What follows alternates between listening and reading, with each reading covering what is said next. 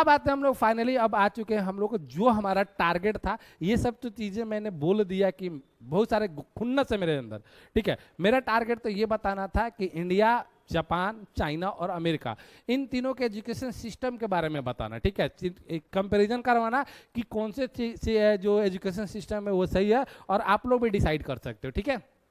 जैसे देख सकते हो गाँव काव ये चाइना में होता है, एग्जाम हेल जो जापान में होता है। एग्जाम हेल करके कोई जापान नहीं है, लेकिन वहाँ पे जो भी एग्जाम होता है ना, तो बच्चे लोगों के ऊपर स्ट्रेस बढ़ जाता है, तो जिसके चलते वहाँ पे बच्चे लोग इसको एग्जाम हेल ही बोलते हैं, मतलब नरक बोलते हैं, ठीक है। जीपीए एसएटी होता है जो अमेरिका में होता है, जेई नीट वगैरह जो होता है भारत में होता है। उसके अलावा भी बहुत सारे कैट मैट जैट सीटी सब एग्जाम है, इतने सारे एग्जाम है कि आप लोग गिन नहीं सकते हो, ठीक है ना। इंडिया के तो इतने सारे एग्जाम है, ठीक है। अब आ जाइए, आप लोग देखते हैं कि एक एक करके हम लोग कंपैरिजन करते हैं, यूएसए वीएस चाइना, ये सब के बीच में देखते हैं कि कौन स्टूडेंट बेहतर, मतलब कौन सा देश है जो बेहतर बनाता है। देख सकते हो ये आप लोगों को दिख जाएगा यहाँ पे, ये इंडिया का इंडिया के स्टूडेंट का है, ठीक है। तो आप लोग देख सकते हो, हाँ क्या बात है। देखिए यहाँ पे एक स्टूडेंट बोल रहा है कि ऐसे इन्वायरमेंट मिले थे तो कोई भी अच्छे से पढ़ेगा। हाँ बाबू, ऐसे ही बोलते रहो, ऐसे ही करो, ठीक है।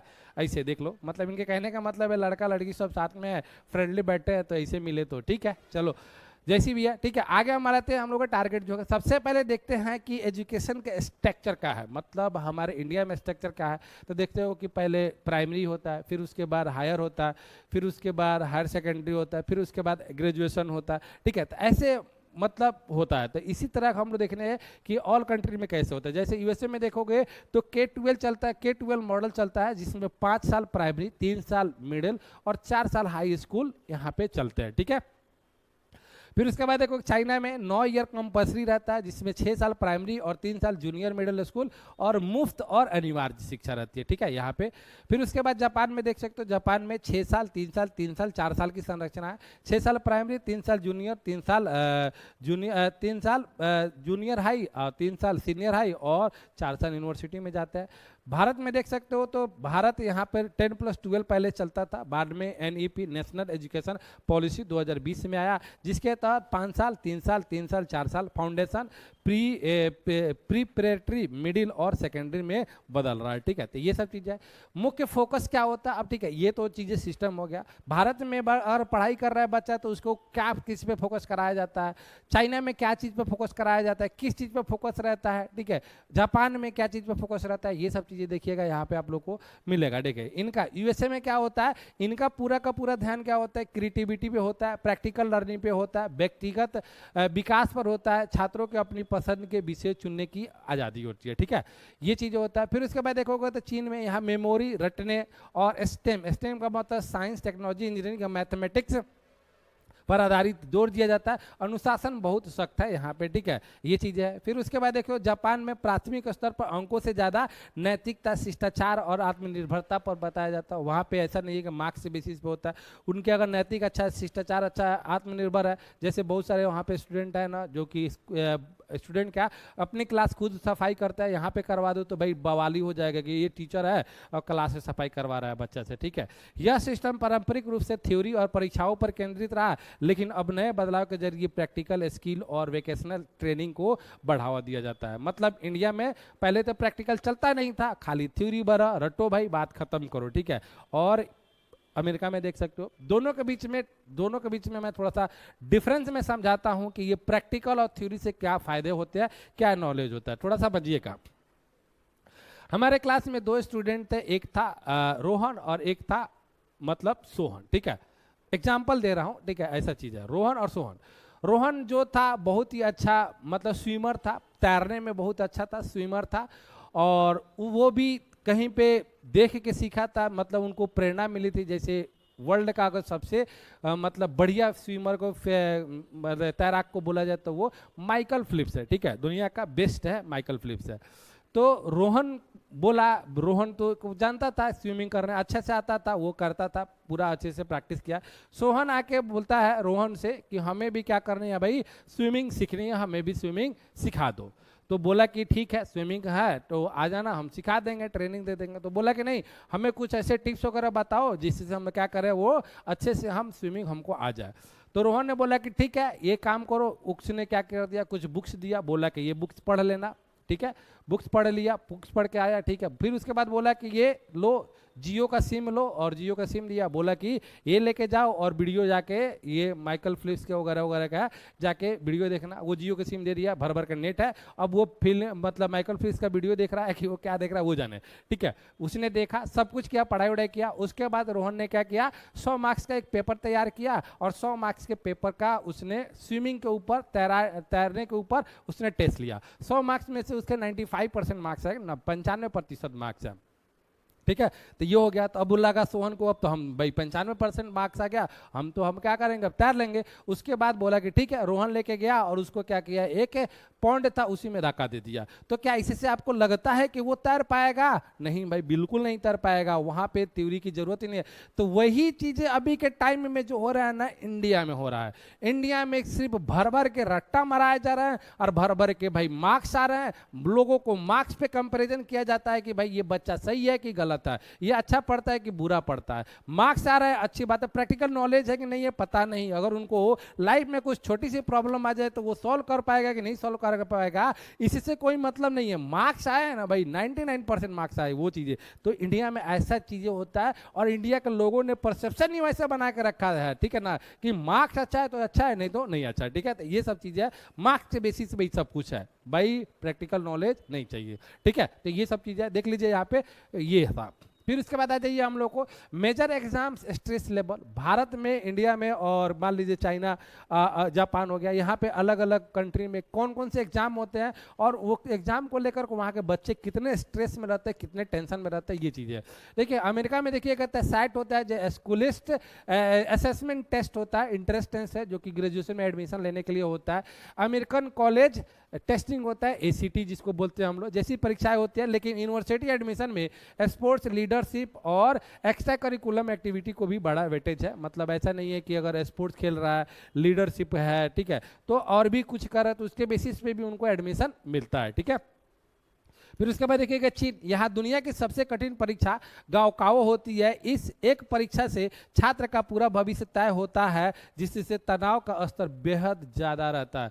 मतलब समझ सकते हो कि इंडिया में आप लोगों को मतलब इंजीनियरिंग करना है तो JEE निकालना है, ठीक है, डॉक्टरी करना है तो नीट निकालना है, MBA करना है तो कैट निकालना है, लॉ करना है क्लैट निकालना है, ठीक है, BBA करना है इपमेट निकालना है। तो ऐसे वेरियस टाइप के आप देखोगे ना, डिफेंस एंड डिजाइनिंग में जाना है तो नीट करना है, ठीक है। तो बहुत सारे आपको कोर्स, मैं लास्ट में गिनवाऊंगा आपको, बहुत सारे कोर्स देख के आप लोग पागल हो जाओगे, ठीक है। तो ऐसे कोर्सेस है कि आपको अलग अलग फील्ड में जाना है, ठीक है। लेकिन चाइना में मात्र एक ही एग्जाम होता है गाओकाओ, और वो दुनिया का सबसे टफेस्ट एग्जाम है। और उसी के बेस पे जिसको इंजीनियरिंग में जाना है वो इंजीनियरिंग में चला जाता है, जिसको आर्ट्स में जाना है आर्ट्स में चला जाता है, जिसको कॉमर्स में जाना है कॉमर्स में चला जाता है। एक ही एग्जाम पूरे चीज को डिसाइड करता है, ठीक है। इसलिए वो एग्जाम ज्यादा टेंशन वाला होता है और ज्यादा ये होता है। उसमें 77 को एग्जाम नहीं होता है, बस एक एग्जाम होता है, ठीक है।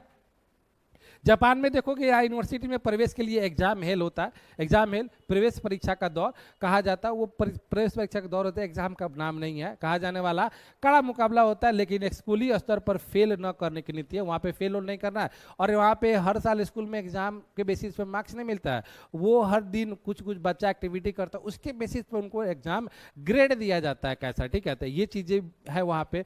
भारत में देखिएगा यहाँ पे 10वीं और 12वीं की बोर्ड परीक्षा, उसके बाद IIT नीट जैसी प्रतियोगिता परीक्षा का मुख्य टर्निंग पॉइंट होती है, जहां सीटों की कमी के कारण मुकाबला गला काट होता है। गला काट मतलब एक को काटेंगे तभी हमें सिखाया जाता है। 3 इडियट में मूवी में वो बोला था कि तुम दूसरे को गिराओगे तभी जाकर तुम उस सीट पे पहुंचोगे। तो ये सब चीजें है यहाँ पे, समझ सकते हो, ठीक है।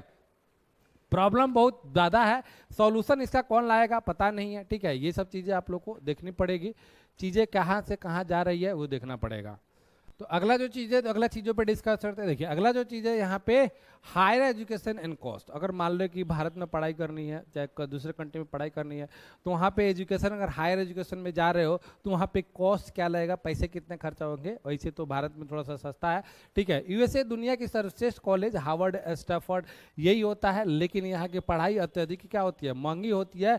जैसे स्टूडेंट डेप्ट क्या होता है, क्राइसिस होता है, ठीक है। तो याद रखिए पैसा वहाँ पे ज़्यादा लगता है, तो पैसा कमाते भी तो ज़्यादा है भाई, ठीक है। चीन सरकार रिसर्च और यूनिवर्सिटी रैंकिंग सुधारने पर भारी निवेश कर रही है, और यहाँ पढ़ाई का खर्च अमेरिका के मुकाबले काफी कम है। चाइना में क्या होता है ना, ज़्यादा रिसर्च वगैरह पे काम होता है। भारत में क्या होता है, भारत में सिर्फ सरकारी नौकरी, ठीक है, नौकरी है सरकारी ही चाहिए बस। सरकारी नौकरी वाला लड़का है तो भाई उसके बल्ले बल्ले है, ठीक है, सब जगह मतलब उसको इज्जत मिलेंगे। सरकारी नौकरी वाला जो लड़का होता है ना, स्टार की तरह चमकता है इस समाज में, सोसाइटी में स्टार की तरह चमकता है। ये परसेप्शन किसने बनाया है, हम लोगों ने, आप लोगों ने, सरकार ने बनाया है। जो गवर्नमेंट एम्प्लॉई है भले उसकी सैलरी 50,000 हो तो क्या हो, लेकिन वो स्टार की तरह चमकेगा। प्राइवेट वाला भले 2 लाख के कमाता हो तो क्या हो, लेकिन उसकी कोई अहमियत नहीं है। भाई सरकारी नौकरी है ना, बल्ले बल्ले है, ठीक है। ये चीज़ें हैं, क्यों, क्योंकि भाई सबको रिलैक्स वाली ज़िंदगी चाहिए। पता है कहीं क्राइसिस आने वाली नहीं है, कुछ होने वाला नहीं है, सरकार पैसे देगा ही, ठीक है, सैलरी देगा ही, इसलिए है, ठीक है। बाकी चीज़ें आप लोग समझ ही रहे हो, ठीक है। फिर उसके बाद देखिएगा, जापान में यहाँ की यूनिवर्सिटी तकनीकी रिसर्च में आगे है और पढ़ाई की लागत काफ़ी संतुलित है, ना ज़्यादा ना कम।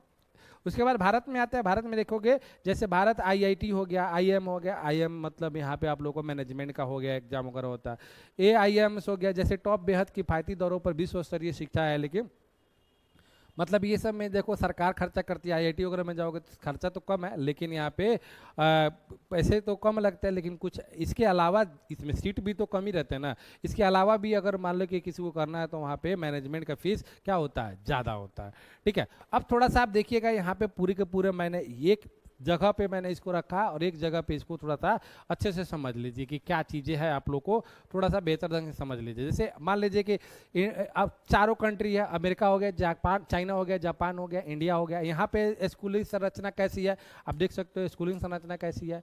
5 साल, 3 साल, 4 साल हो गया एलिमेंट्री, मिडल, हाई स्कूल है। 6, 3, 3 हो गया। जापान में देखोगे 6, 3, 3, 4 हो गया। भारत में देखोगे तो 5, 3, 3, 4 हो गया, नेशनल एजुकेशन पॉलिसी की तरह। लेकिन अभी तक ये पूरे कंट्री में, मतलब पूरे ऑल ओवर इंडिया के स्टेट में ये लागू हुआ नहीं है। अभी ये चल रहा है प्लानिंग में। अब ये कब तक होगा, जब ये अच्छी चीज़ है तो लागू करो भाई, क्यों नहीं लागू कर रहे हो। अब अलग बात है, वहाँ पे भी कंट्रोवर्सी हो जाएगा। अनिवार्य शिक्षा देखोगे तो लगभग 12 वर्ष है, लगभग 9 वर्ष है, यहाँ पे भी 9 वर्ष है। लेकिन भारत में कितने वर्ष है, 6 से 14 वर्ष है अनिवार्य शिक्षा है भारत का। मुख्य फोकस देखोगे यूएसए में क्या होता है, क्रिएटिविटी होता है, क्रिटिकल थिंकिंग होता है। इसमें देखोगे एग्जाम, एकेडमी, एक्सीलेंस होता है। यहाँ पे डिसिप्लिन, कैरेक्टर बिल्डिंग पे ध्यान दिया जाता है। भारत में देखोगे एग्जाम ओरिएंटेड, धीरे धीरे स्किल बेस्ड अब बढ़ रहा है, स्किल आ रहा है, स्किल बेस्ड है, ठीक है। ये सब चीज़ें हो रहता है। प्रतिस्पर्धा मतलब कंपटीशन देखोगे तो यहाँ पे मध्यम है, यहाँ पे बहुत अधिक है। और भारत में भी क्या है, बहुत अधिक है। होमवर्क देखोगे तो कम माध्यम टाइप के होमवर्क रहते हैं भाई, चलो भाई ठीक है। बहुत अधिक यहाँ पे होता है मध्यम, और मध्यम अधिक होता है, ठीक है। ये सब चीज़ें विश्वविद्यालय प्रवेश के लिए यहाँ पे देखोगे तो जीपीए होता है, सैट होता है, एसीटी होता है, बताया ही। गाँव का वो एकमात्र एग्जाम होता है। यहाँ पे कॉमन टेस्ट होता है, यूनिवर्सिटी एग्जाम होता है। भारत में देखोगे तो जेई, नीट, सीयूटी होता है, बहुत सारे एग्जाम होता है। कैट होता है, मैट होता है, जैट, स्नैप, ठीक है, सीईटी होता है। फिर उसके बाद होटल मैनेजमेंट के लिए अलग आपका एंट्रेंस एग्जाम होता है। मतलब इतने टाइप का है ना, मेरे दिमाग में नहीं आ रहा है, ठीक है। मैं आपको बताऊंगा, वैसे बारी बारी से आता है, ऐसा नहीं है कि मुझे पता नहीं है। सारे एग्जाम के बारे में आप लोगों को बता दूंगा, लेकिन वो दिमाग में एक बार में आना चाहिए ना। कंटिन्यूअस नाम लेते हैं, वो सामने आएगा तो हम बता देंगे आपको, ठीक है। व्यवसायिक शिक्षा देखोगे तो यहाँ पे अच्छी है, बहुत विकसित है। अब यहाँ पे क्या हो रहा है, बढ़ रही है, ठीक है। अभी बढ़ी नहीं है, बढ़ रही है। शिक्षक का स्थान देखोगे तो मित्रता, मार्गदर्शक कहलाता है, अत्यधिक सम्मानित होता है, और अत्यधिक यहाँ पे भी सम्मानित होता है, और ये सम्मानित होता है, ठीक है। भारत में उतने बस सम्मान है, ठीक है भाई, चलो कोई दिक्कत नहीं, लेकिन सबसे ज़्यादा पैसे का सम्मान है, ठीक है। और यूएसए में मित्रवत है। टेक्नोलॉजी इंटीग्रेशन क्या है, बहुत अच्छा है, बहुत अच्छा है, उच्च है। अब भारत में बढ़ रहा है, धीरे धीरे बढ़ रहा है। अब रिसर्च पे देखोगे तो विश्व में अग्रणी है, तेजी से बढ़ रहा है, उच्च गुणवत्ता है, अभी बढ़ रहा है, ठीक है। तो ये सब कंपैरिजन आप लोग थोड़ा सा देख लेना और अच्छे से थोड़ा सा ध्यान रखना है। ये सब चीज़ें मैंने बहुत ठीक है। अब देखिए, कहने का मतलब आप लोगों ने देखा कि भारत का एजुकेशन सिस्टम इतना टफ है, तो इतना टफ होने के बाद हमें मिला क्या, क्या हम दुनिया से सबसे ज़्यादा पैसे कमा रहे हैं क्या, वो देखते हैं। अब उसके बारे में देखते हैं। अब आ जाइए, बहुत सारी चीज़ें आपको इसमें मिलेगी आपको। देखिए, अब इंडिया के देखिए कि इन 2025 में इंडिया नॉमिनल जीडीपी, एक होता है नॉमिनल जीडीपी, एक होता है पीपीपी बेस्ड जीडीपी होता है। उस पर इंडिया का जो अप्रोक्सीमेटली जो नेशनल इनकम है, नेशनल पर कैपिटा इनकम जिसको बोला, सबसे अच्छा होता है पर कैपिटा इनकम। जो पर कैपिटा इनकम है भारत का 2025 में कितना है, 2818 डॉलर है। तो ऑलमोस्ट अभी समझ सकते हो कि भारत डॉलर जो है डॉलर के मुकाबले भारत का रुपया 95 के आसपास है। तो ऑलमोस्ट के मतलब उठा के आप 100 से इसको गुना कर लेना, आप लोगों को पता चल जाएगा एक रफली 2 लाख कितना हो जाएगा, 2 लाख, ये देखिए इतना लगभग हो जाएगा, 2,81,800 के आसपास यहाँ पे annual income per capita income है। मतलब ये सालाना होता है, एक साल में हर एक व्यक्ति भारत का इतना कमा रहा है। ठीक है, देख सकते हो यहाँ पे 2.5 लाख से यहाँ पे 1 लाख हो जाता है। यहाँ पे adjusting to purchasing power parity के बेस पे जाओगे तो ये भी क्या हो जाता है, कम हो जाता है। देख सकते हो 2132 होगा, यहाँ पे 2132 हो जाता है। वहाँ पे कहता है 2800 था 18 और यहाँ पे 2132 हो जाता है। ठीक है, तो ये सब समझ सकते हो, इतना है परचेजिंग पावर के हिसाब से। वो सब बताऊंगा मैं, ध्यान रखिए, टेबल के हिसाब से मैं बताऊंगा आप लोग को। जीडीपी पर कैपिटा इनकम देखोगे तो भारत का वही चीजें बता रहा था। भारत का जीडीपी पर कैपिटा इनकम से हिसाब से भारत कितने नंबर पे आता है, वो 135। मतलब क्या होता है, नॉमिनल जीडीपी 135 और पीपी की के बेस पे परचेजिंग पावर पैरिटी के बेस पे 149 नंबर पे आता है। भारत की स्थिति ये है। और भाई ज्ञान देने आ रहे हैं ना, थोड़ा सा ज्ञान आके ले लेना भाई, हम भी तुमको ज्ञान दे देंगे। ठीक है, आइए तो बात करना हमसे, बड़े बड़े ज्ञानी लोग ना बैठे ना, तो आना हम बताएंगे कि इंडिया की स्थिति इतनी खराब क्यों है। हर एक चीज में देखोगे तो 100 से ऊपर ही रैंक में आता है। अरे बाप रे, अब विश्व गुरु बनाएंगे, ये करेंगे वो करेंगे, एक करेंगे सब। यहाँ पे जितने भी नेता बैठे ना, सिस्टम को पूरा खोखला करके बैठे हैं। मैं ये नहीं बोल रहा हूँ कि ये बीजेपी सरकार, ये कांग्रेस सरकार, सब के सब ये लूटने पे रखे हैं, लूटने ही लगे हैं। ठीक है, कांग्रेस जो भी सरकार हो गया, हमें तो भाई हमें क्या चाहिए, हमारा देश सही चाहिए भाई। तुम बैठे हो चलाने के लिए बट चलाओ, लेकिन अच्छे से चलाओ, ऐसा फालतू बकवास मत करो। ये देखो आप देखो, आप लोग बहुत सारी चीजें मैं यहाँ पे दिखा रहा हूँ। ठीक है, देखिए यहाँ पे, फिर उसके बाद देखिए द यूएस पे पर कैपिटा इनकम कितना है, देख लीजिए। यूएस पर कैपिटा इनकम देखिए कितना है, 4360 पर मंथ है। ये देखिएगा, ये मंथ है और ये ईयरली है। थोड़ा सा देख लीजिएगा, ये पर मंथ है, इसलिए मैंने मंथली इसको डेटा निकाला। एक महीने में इतना डॉलर कमाते हैं, मतलब 100 से गुना कर लीजिए 43600। तो ये देख लीजिए कितना हो गया है महीने का ये हो जाएगा कितना, 4,36,000 महीने का। हम लोग साल का कितना कमा रहे हैं, 2.5 लाख के आसपास। वाह क्या बात है। और ये बड़े बड़े हाँक रहे हैं लोग, आप लोग देखते रहिएगा। ठीक है, फिर उसके बाद चाइना मंथली इनकम देख लीजिए। चाइना मंथली इनकम हो गया आपका डॉलर में $505। $505 का आप अगर 100 से गुना करेंगे तो कितना होगा, 5 लाख के हिसाब होगा। ये मंथली हो गया और ईयरली अलग है। ठीक है, तो ये समझ लीजिए। ठीक है, तो आप लोग ये देख लेना आप लोग। ठीक है, अब आ जाइए, थोड़ी सी और भी चीज़ें आती है। अब देखिए पर कैपिटा इनकम कैसे निकालते हैं, टोटल नेशनल इनकम, पूरा देश की कमाई और टोटल पॉपुलेशन से हम लोग भाग कर देते हैं, ये पर कैपिटा इनकम होता है। कभी आइएगा इकोनॉमिक्स के क्लास में हम लोग बताएंगे, इतना टाइम नहीं है आज। हम लोग जो करने बैठे हैं ये देखिए। अब आप लोग को थोड़ा सा टेबल के हिसाब से बताता हूँ। परचेजिंग पावर और नॉमिनल जीडीपी। नॉमिनल जीडीपी का मतलब क्या होता है, परचेजिंग पावर कितना होता है, ये दोनों चीज़ें मैं बताता हूँ। पहले तो देख लीजिए डेटा।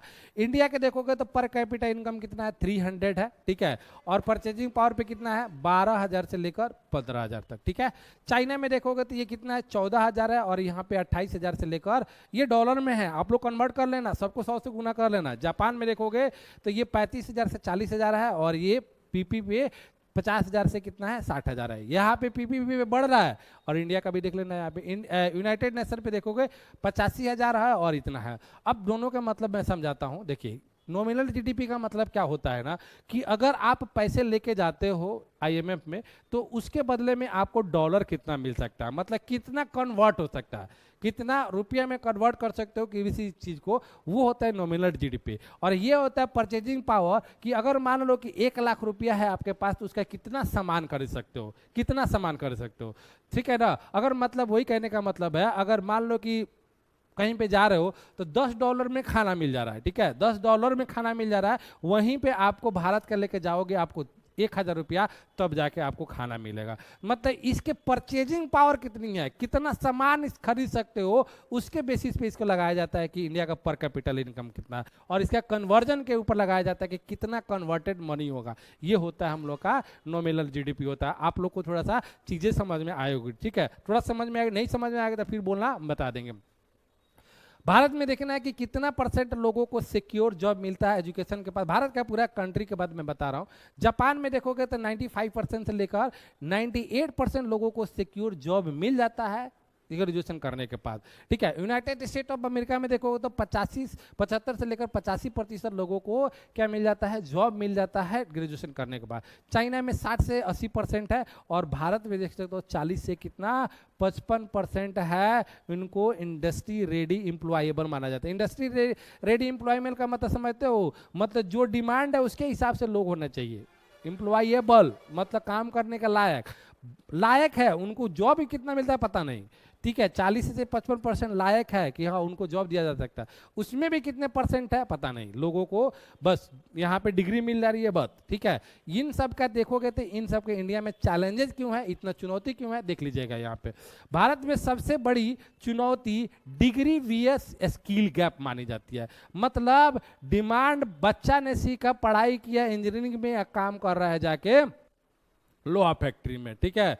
काम पढ़ाई किया आर्ट्स में, जाके काम कर रहा है इंजीनियरिंग डिपार्टमेंट में, ठीक है। सॉफ्टवेयर का इंजीनियरिंग किया और जाके वो इलेक्ट्रॉनिक्स वाला काम में कर रहा है। तो ये स्किल गैप है ना सबसे बड़ा प्रॉब्लम है। और ये डिग्री चाहिए भाई, यहाँ पे लोगों को पैसा दीजिए, डिग्री तो आपको किसी पे भी मिल जाएगा।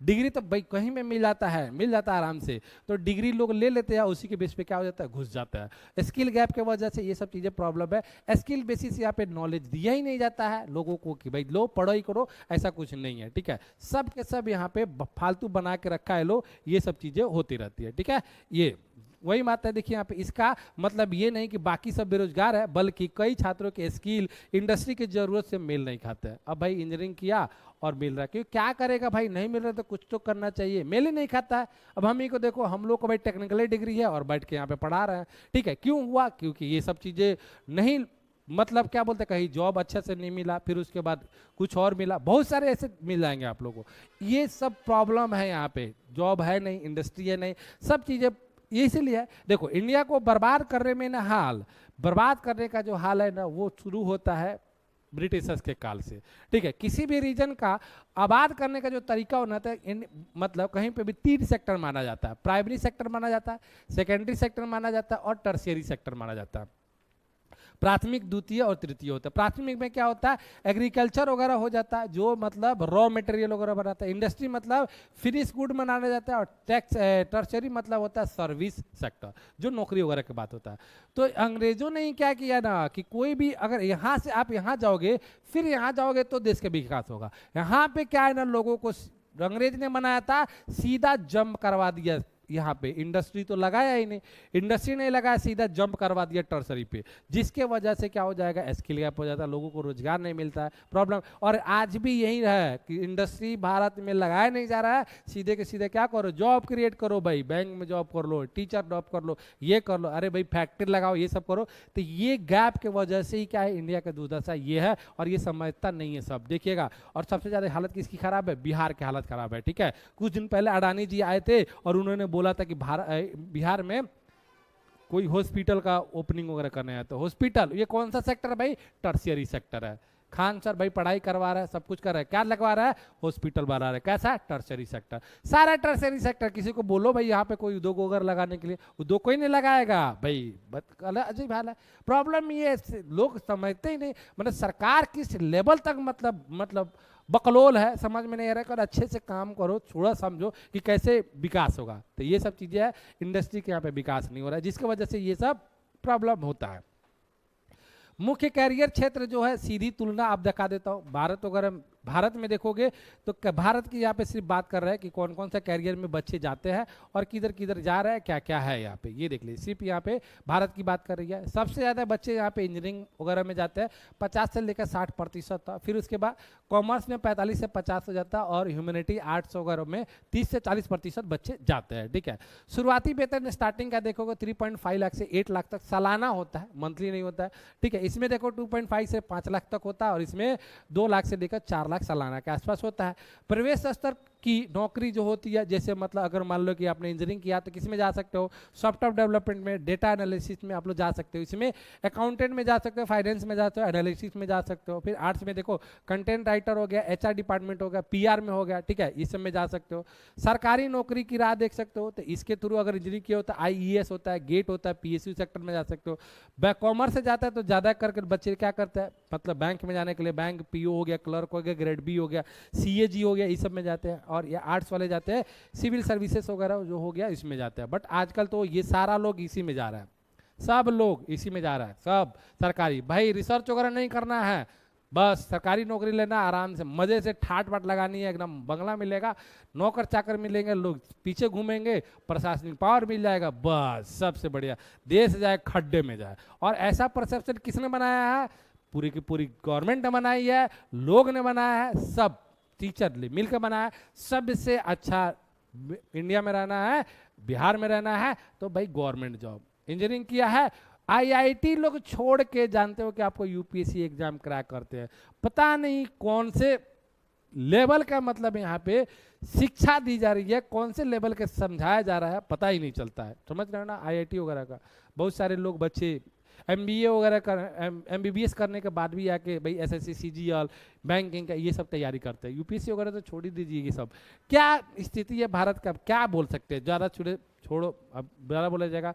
बेटर ऑप्शन कौन कौन सा है भारत में? देखिए अब ऑप्शन आपको बता रहा हूँ मैं, थोड़ा देखिएगा यहाँ पे कितने, बहुत सारा, तो मैं एक बार में बहुत सारा अभी छोड़ू, बहुत सारा है नहीं मेरे पास, डेटा नहीं था, मतलब बहुत सारा पुराना मेरा क्लास था उस टाइम का था, मुंबई में हम लोग क्लास चलाते थे तो ये सब चीज़ें था, देख सकते हैं। आईबीपीएस पीओ हो गया, एसबीआई हो गया, ठीक है। फिर उसके बाद देखोगे SBI, RRB, NABARD, railway, SSC, government exam हो गए बहुत सारे, UPSC, BPSC, MPSC, police, insurance हो गया, अदर जो भी आप लोग जानते हो उसके हिसाब से आप लोग बहुत सारा हो गया।